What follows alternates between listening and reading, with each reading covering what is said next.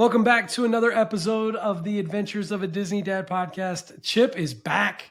I am back from spring break. The boys are back.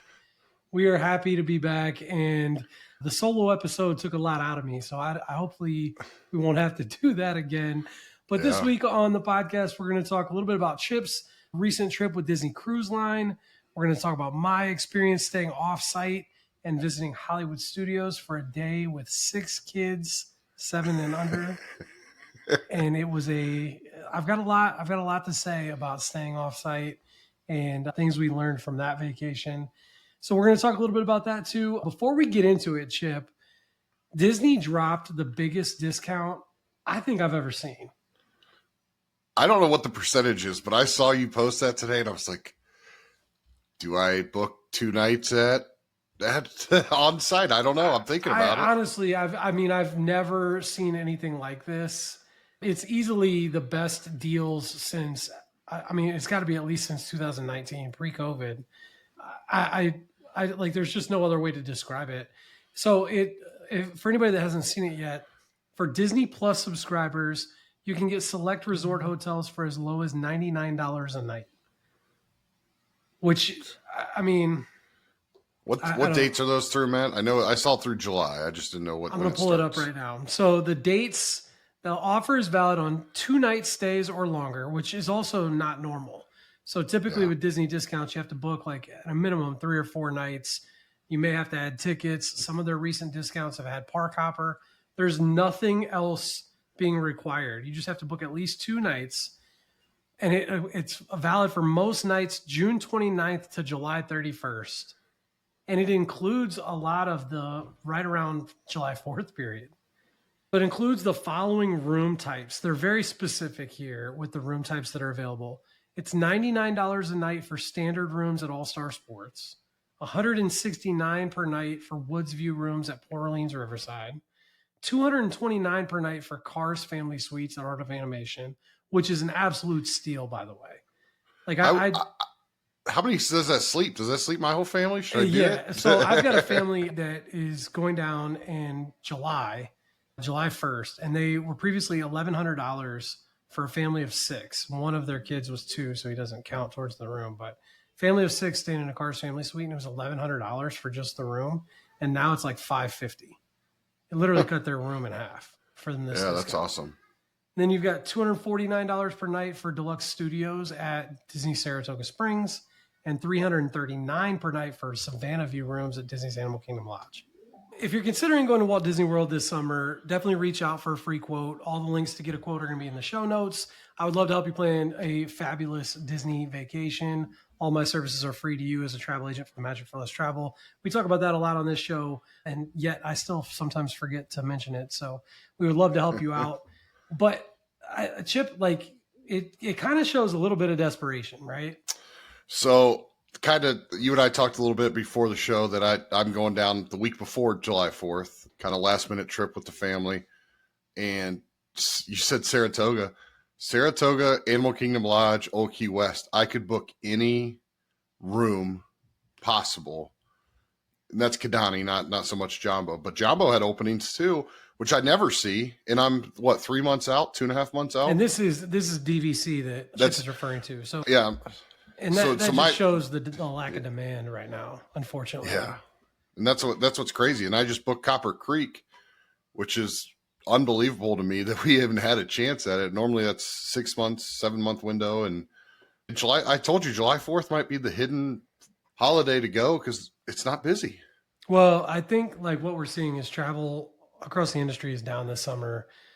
There's like 7 different discounts going for Walt Disney World right now, and they're still having trouble. The discounts are really, really good. But what tells me a lot is that Disney Cruise Line is still solid, right? There's still a lot of demand there for that. But Epic Universe is not selling the way that I think a lot of us expected. Oh, really? You can still get tickets, I think, the first week of June. So a week after it opens, tickets are still available. All the hotels are available for like the opening week. And maybe I guess my expectations were higher. I expected for the first month or so that Epic Universe was going to be sold out. And it just seems like the demand is not necessarily there, whether that's like the economy and the uncertainty. Like, I can't say, but it seems to be across the entire industry as a travel professional. That's at least my take on it. Everything is just kind of down this summer. And what's weird, and somebody emailed me about it this morning when it came to this discount, my 2026 wait list for Walt Disney World has never been bigger. So people still want to travel. They still want to go to Disney. Like I've never had this many people on my wait list for quotes for 2026 as I do now. Part of that is obviously the growth of the business and the show and everything else, which we obviously appreciate. 100%. Yeah. But there's a lot of demand for Disney, including in November and December.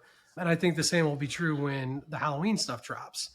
But I'm shocked a little bit that the summer is so down. And I think that this discount kind of reflects Disney's concern, but we'll see. And speaking of Epic Universe, hopefully I'll have a little bit more to share on like next week's episode, but it sounds like we're going to be making a little bit of an appearance for a preview there, but I have to wait and cross all the T's and dot all the I's with Universal. So fingers crossed. So hopefully we'll have more to share on a preview front from that. But Chip, let's putting the discounts out of the way in terms of Disney news and all that stuff. We talked a lot about that when I did the solo show last week. Let's talk about your vacation, man. You took the whole squad, 800 kids, all the little Chip Robinson rabbits down to Disney. Tell us some of the highlights of your cruise. Give the people a little bit of what they're yearning for in terms of how things went for your trip. So we're on the Disney Magic. It's the OG ship, the original one. By the end of it, you could kind of tell. It was still in beautiful shape, but we went from Galveston to San Juan with stops in Castaway, Lighthouse Point, and Nassau. So a bunch of sea days. I'm going to tell you this. So my son Bear is 9 years old. We did the open house of the kids club. And he's like, oh, this is so boring. This is so boring. Matt, he found out they played all these different games. I had to tell him what time to be at dinner and what time to go to bed. And he was on his own in kids club, checking himself in and out, like going to get ice cream, going to get lunch. We didn't worry about him. So at 9 years old, he was our X factor. I knew the younger two would be all right. He was the one I was worried about in the kids club, and he had the best time. Oh, that's awesome. What did he like the most? Just the different games and stuff? Yeah, it wasn't even like they had video games in there, but it wasn't even that. It was like little like throw the ball around type games. Like they called it bucket in the middle. I don't know what it is. I honestly I don't know. And then some of they had like a Spider-Man thing he liked. But I'm going to tell you probably the biggest highlight was getting to know the photographers. And in over 7 nights, they got to know us. But like the one guy would count, oh, you're missing 2. Where are your 2 kids? Mm-hmm. And they knew us. And we actually got like this award from one of the photographers for being a great family for the whole cruise, which was really cool. A lot of little magic there. And for people that don't know, what's the age range of your kids? So my oldest is 11, Bear's 9. I've got a 6-year-old, a 3-year-old, and a 1-year-old. Yeah. And you had grandma with you, which I think helps a little bit. Did grandma the 1-year-old go to the nursery at all? Yes. So we snuck in a late Palo. We got added in. We were on the wait list and got added for the last sea day for Palo brunch.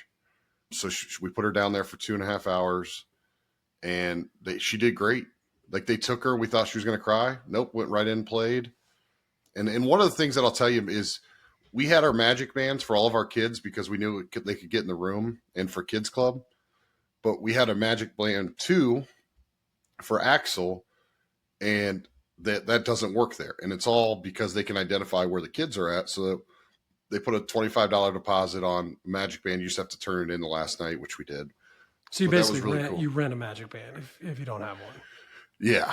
And yeah. I'm gonna go a little rant as we're gonna talk to Private Islands a little bit because Castaway, everybody loves Castaway. Castaway was cool. Lighthouse Point is 10 times better. Ooh, hot take. So why? It felt like a beach. Where Castaway feels like a bunch of activities. It's spread out. Mhm. It just, the water, and you hear it, you see it on all the vlogs. I know Pam has said it before. The water is unbelievable. And Mhm. we weren't allowed in the water until afternoon because it was so windy. And then, Interesting. and, and they said this is normal, just the way the wind is at times. They had it black flagged or whatever. Yeah. And then they said, yeah, you're good. And we played in the water for probably 2 hours. I got sunburnt, but it was, even with the walk, it was gorgeous. It was serene. I've been to Cayman. It's the closest thing to Cayman 7 Mile Beach that I've seen. You know what's interesting, Chip? Just because our vacation was mainly a beach vacation. And what I found is that there's nothing about a beach vacation with kids that's relaxing. Like nothing at all. You're You not don't. wrong. I did not the entire time. We went to the beach every day except the day that we went to Disney, and there was no sitting down. Like not I did not sit down a single time we were at the beach, because you're either like out in the water making sure your kids are like not going out too far or getting pulled in in the waves or whatever, or you're up playing with them. Like they don't want to sit down and like read a book and get a tan, and there's too much stuff that they can get into that like they can hurt themselves for it to be relaxing. It's parenting in a different place, as people often say about Disney. And I will tell you, and I texted you a little bit that one of the cool things, and my wife has gone to more of a cruise person. Now she felt seasick after the fact, Mm-hmm. just to never see legs back, whatever. But the security, our 3-year-old goes to preschool. He's very independent. He was going up the twist and spout slide, which is, for example, we were on deck 10 sitting there watching him. It ends on deck 9. He would walk up the steps by himself, go down. Did it for an hour and a half. And we're just watching him. It's one of those that, is it relaxing? Yes, because we can sit there and watch him. I believe, but I guess what I'm saying is it's relaxing for parents, but it's not relaxing in the sense of like just you have no responsibility and you don't have to pay attention. Like it's very safe and everything else, but like the reason why I say that is like I have this like peeve about how people always say like Disney's not a relaxing vacation in terms of going to the theme parks, and I'm kind of like, what is when you have kids? Yeah. When you go to and that's kind of the whole point I was trying to make in this conversation is like, there's nowhere you can go with kids that's a relaxing vacation. You have children, like that. Those days are gone. When we're 60, you and I can sit on the beach and read a book and have a podcast live or something on a beach somewhere. But until then, like we've got children that we've got to watch, and it's fun. Like don't get me wrong, I have a blast playing with my kids at the beach, and I know you do too. Yeah. But to me, it says more about like people's views of a Disney vacation. Like for sure, when you compare them to other vacations, it's not any less relaxing than the other. It's more walking probably, but like your kids want to do activities, and when you go to Walt Disney World, there's a ton of activities. You go to the beach, you're making the activities there too. You're not just sitting around like hanging out. And that's like my rant separately about people who always just say, I don't want to go to Disney. It's not relaxing. Like nothing's relaxing when you've got children. For sure. And a couple last things. I did my first Disney race.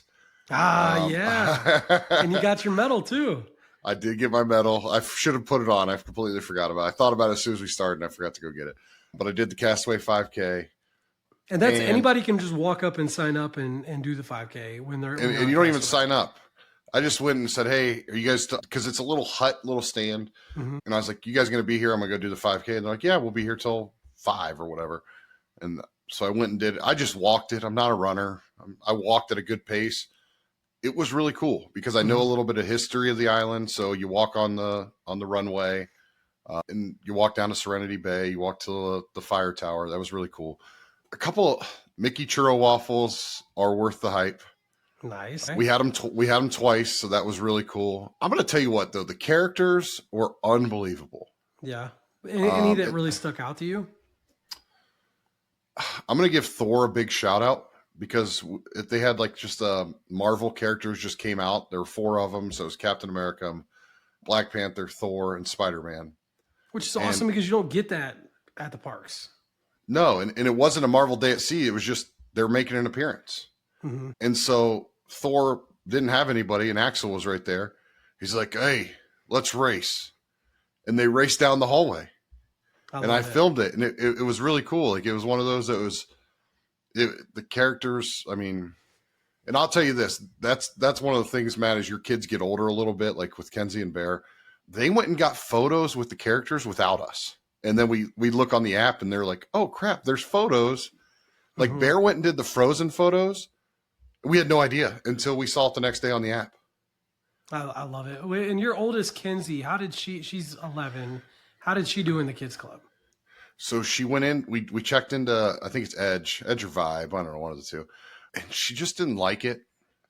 She said, she was on the younger side because she had just turned 11 right before we got on the ship. Mm-hmm. And so she's like, yeah, I don't really, she hung out with us, but then she made a friend and they were messaging on the app and they went and saw a movie together. They hung out, got ice cream together.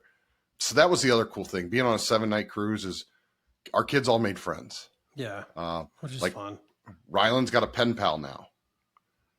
It's just so crazy. And in today's internet age, that's like it's even funnier that like we understand what a pen pal is from like actually handwriting letters to people. For sure. But they can easily communicate, which is even more fun. But that's awesome.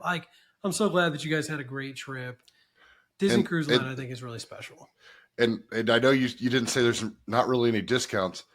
Matt, there's a 25% discount if you're willing to take a chance if you're on a room of what is it, guaranteed only? Yeah, there's always some Disney Cruise Line discounts, and there's always some good deals available, and the benefit, like Disney Cruise Line, and this is something that's worth mentioning to people because we don't talk about it very often. Disney Cruise Line is not the same as Walt Disney World in the sense that like when the ship starts to fill up, the room prices go up, right? So the earlier you book, the better. That's the reason why like they give people with status first access to new bookings because they can get the cheapest prices. Right. So people that have status where they've gone up in tiers because they've done prior Disney cruises, they get first access to new itineraries before everybody else, which means they get the cheapest prices. It's important to try and book your vacation, with Disney Cruise Line early because then you get the best price. But it's as always, as the same with Walt Disney World, if a discount comes out later, we can go in and apply it to your Disney Cruise Line vacation the same way we can Walt Disney World. So you're never going to get screwed out of like a discount because you booked too early when there wasn't one or whatever the case may be. If one becomes available later, we can always add it to your vacation, which I think is really important because people often forget that. Like, oh, I had a text the other day from somebody that was like, oh, the fantasy's already like $7,000 for April of next year. And I'm like, that's because that sailing that you're looking at is already almost full, right? It's probably spring break, yeah. Well, it was close to spring break, but in reality, it was just the fact that the ship was almost full. So if you looked at the fantasy at a different time period, it was more like $5,000, and that makes a big difference and it was the same sailing.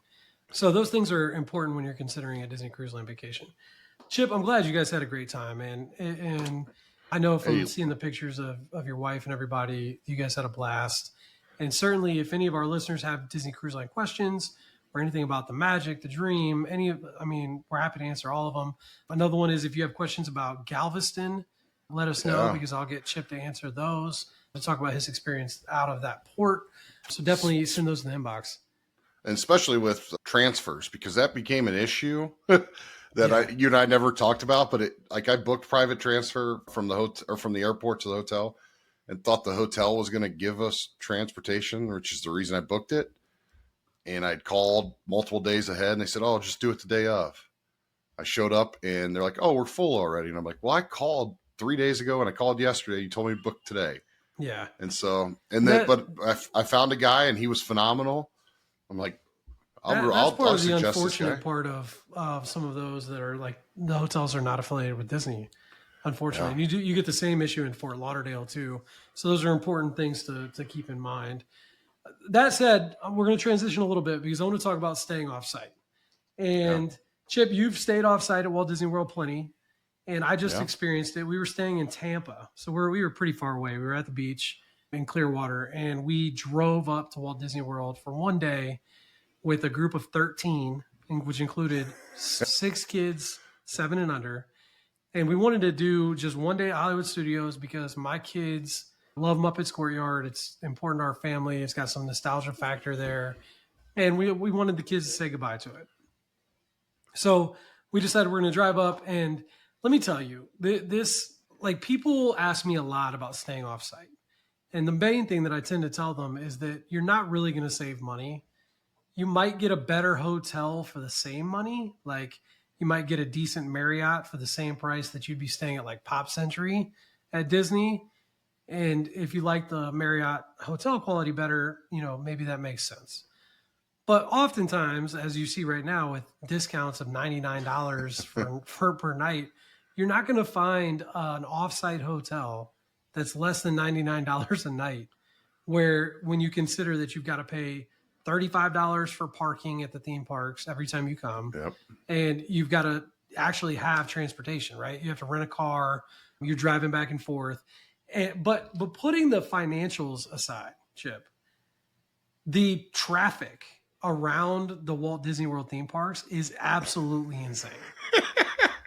Oh, because you went right in the morning, didn't you? So we left really early, and we were planning to get there at like 8:30, 9 o'clock. And I'll talk about this more as to like why we wanted to be there at quote rope drop or close to it in a second, because there's another huge problem with staying off site that kind of dictates all this. But when we got to that last like 5 miles on I-4 to Hollywood Studios, it took us 45 minutes to go like 5 miles. Yeah. And then when we got on after Fantasmic, when we were leaving Hollywood Studios, like, you can get out of the parking lot pretty quickly, but the ramp and getting onto I-4 took us 45 minutes just to get like going on the highway. And you hear locals talk about how bad traffic and driving around Walt Disney World is all the time. And like, I had never really experienced it because I stay on site, but that was absolute insanity. And I like, people will be like, oh, well, I'm not getting on the highway or whatever. Like, it was like gridlock traffic everywhere. This wasn't just people getting on the highway. There was nowhere to move. And it was terrible. Hold on. And this is coming from somebody that lives in Chicago. Yeah. It takes me 2 hours to go 30 miles to my office in the city. I understand traffic. Okay. Like, I often have to take a train just to avoid traffic. I promise you, this was absolutely nuts. and there's just no way I would ever want to put myself through that again. In addition to the costs that we talked about that already irritate you. But here's like the real kicker. Even if you put all that other stuff aside, and you could probably tell I'm getting a little angry about this, but it's a smart like move by Disney, because they're really encouraging people to be in the bubble, right? Like, the fact that you can't book your multi-pass until 3 days before you go is like, it completely changes your trip, right? If you can book 7 days in advance when you're an on-site resort guest, you have access to pretty much every ride that you'd want to ride at any of the theme parks. Yeah. By the time that I was able to book multi-pass, and I book multi-pass for people almost every single day, so it's not like I'm slow or anything else. I would venture to guess I'm faster than like 99% of people in terms of booking these rides. By the time I could do it 3 days in advance, Rise of the Resistance was already sold out. The night before it was sold out, because you can look at Thrill data and you can see the availability for the next few days, right? So the night before I'm looking at it, Rise of the Resistance Individual Lightning Lane, which was $24 a person, so already sold out. Slinky Dog Dash, sold out. Toy Story Mania, sold out. So like, you're left with we ended up picking for our number one ride, we picked Mickey and Minnie's Runaway Railway. Our number 2 ride, we picked Tower of Terror, because all the adults, wanted to do that. And then our 3rd ride, by the time I booked it, the best thing that I could get was either Smuggler's Run or Star Tours. Ugh. So I ended up booking Smuggler's Run, and it was at like 4 p.m., right? So when you looked at our rides, it was Mickey and Minnie's Runaway Railway was at like 5 p.m. Toy Story or Tower of Terror was at like 6:30 p.m. And then our Smuggler's Run was in the afternoon. So not only are you getting the crappy rides, but you're getting crappy times too. Yeah. Like you couldn't get anything in the morning, which also means that like you can't use multipass more because you have nothing to scan in to ride in the morning to pick something else. It was awful. It was awful. That's crazy. Yeah, And it's nuts hearing this. I haven't thought about that. Yeah. So I knew from like past experience, and Thrill Data is a great website for anybody that's a nerd about wait times and lightning lanes, all this other stuff. It'll show you when Disney typically refreshes and gives new availability for lightning lanes. Okay. Luckily, on the way there, I was not driving. My father-in-law was. And I knew that Toy Story Mania and Slinky Dog Dash had some availability that tended to pop up before the park opened, right? I'm sitting there the entire hour and a half ride, just refreshing the app. And like this is nobody wants to do this on their vacation, right? No. And like if you've got kids and you're not, sitting in a car for an hour and a half, you can't do it this frequently. But I'm sitting there just refreshing. I was able to switch our entire itinerary that morning. I got Slinky Dog for like 5:30 p.m. I kept Tower of Terror, and then I was able to get Toy Story Mania for the morning. Oh, that's awesome. It ended up being like a great little itinerary. And when we got there, the park wait times were not that bad throughout the day. We got lucky. Like I think, most of the rides were up to an hour, and that's pretty much like the best you can ask for. Yeah. I debated waiting for Rise of the Resistance, but we didn't. But we were able to do Star Tours, Tower of Terror. We were able to get Toy Story Mania, Slinky Dog Dash, Mickey and Minnie's Runaway Railway. We did all of those. And we had a blast. We did Muppet Courtyard, Olaf, Mickey and Minnie. So there was like Chewbacca. We were able to get a ton done. And we had Wait a second. You're missing kids. one. You didn't get your nap? You didn't get your nap in? I got my nap in the Frozen show. And I told everybody about it. I also had like 6 Joffrey's coffees because I was like exhausted.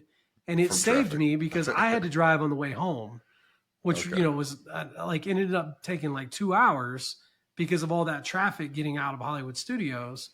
And we stayed, Chip, like from, I don't know what time we got there by the time traffic ended, like 9:45-ish in the morning, until we watched Fantasmic. And we had 6 kids under 7. And I never do that kind of thing with my kids, right? Like, this. How many strollers? We brought our own pop-up strollers, 2 pop-up strollers. So like we had the little tiny ones that weren't even like the nice ones. And it was because like we weren't doing a Disney vacation, right? Yeah. But my nephews had never been to Disney before. And nice. Like our plan was if the kids are not absolutely melting down, if they can make it, we want my nephews to be able to see Fantasmic.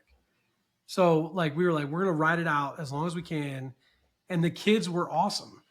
And I hate doing that. Like, I can't reiterate enough. If you planned a vacation with me, I advocate for you going home or going back to the resort for a couple hours, midday or whatever, or just coming into the parks later.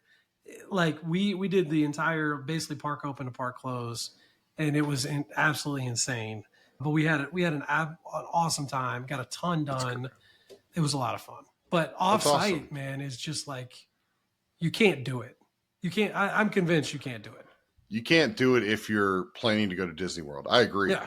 Now, there's some great resorts if you're just going to do a couple resort days, which I do, and I'm going to do this summer. We enjoy a resort versus going to the beach. So, the one thing I'll mention is the only time staying Offsite makes sense to me would be if you had a really, really large group and like the finances dictated you staying at an Airbnb, and you just have to know that like there's going to be downsides to your vacation, like the multipass and stuff like that. Or like my nephews are like deathly allergic to pretty much everything. So they have to cook all their food. So if you can't, like if a deluxe villa where you have a kitchenette is out of your budget, because that is like much more expensive than an Airbnb in Orlando, then, the Airbnb makes sense. And like, you have to do what's best for your family. But those are such like limited scenarios that otherwise staying off site it just never really makes sense to me. Are your nephews going back? I think that they will. I think that they will. But they're not like theme park people, but they had an absolute blast. You don't have to be theme park. It's one of those that the experience, just seeing people. I love people watching. You know that. You know I could sit there and watch people all day. And that's what we're doing when we go this summer. Is we're not going to a park. You and I'm a resort guy. Yeah. My wife's like, let's save some money. We won't go to the parks. We're gonna do the water park, Matt. We are gonna take advantage of try and get to Blizzard Beach. I love that. But listen, if I agree with you 100%, if you're going to Disney World, there are more benefits to staying on site and price options than there are off site. It just and I know there's people that are adamant about like the Marriotts in the area or staying at Airbnb, and like I'm not knocking you if that's what you want to do, but for the majority of people, especially if you're going to Disney first or second time, that is not the way to save money on your trip. It's just not. Like I can find plenty of other ways for you to save money. We can talk about saving money on food. We can talk about saving money elsewhere, but don't do that, please. Yeah. Like, and that's coming from somebody that I can book you at a Marriott. Like, so I'm not saying that for like the benefit of my business, that I want you to book at Disney. I get paid the same if I book you at a Marriott, right?